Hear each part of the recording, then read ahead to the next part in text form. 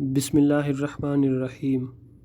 اللہم صلی علی محمد و آل محمد۔ رسول اللہ صلی اللہ علیہ وآلہ وسلم نے ارشاد فرمایا کہ کسی تکلیف میں اگر کوئی شخص مبتلا ہو تو اسے موت کی تمنا نہیں کرنی چاہیے، اور اگر موت کی تمنا کرنے ہی لگے تو یہ کہنا چاہیے، اے اللہ جب تک زندگی میرے لیے بہتر ہے مجھے زندہ رکھ، اور جب موت میرے لیے بہتر ہو تو مجھ کو اٹھا لے۔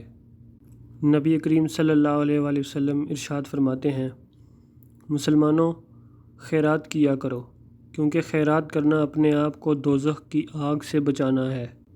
رسول اللہ صلی اللہ علیہ وآلہ وسلم ارشاد فرماتے ہیں، جسے اللہ نے مال دیا اور اس نے اس کی زکوٰۃ نہیں ادا کی تو قیامت کے دن اس کا مال نہایت زہریلے سانپ کی شکل اختیار کر لے گا۔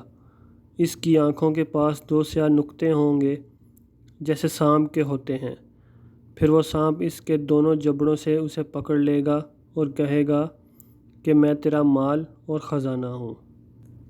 اللہم صلی علی محمد و آل محمد۔ ویڈیو پسند آئے تو لائک اور سبسکرائب ضرور کریں۔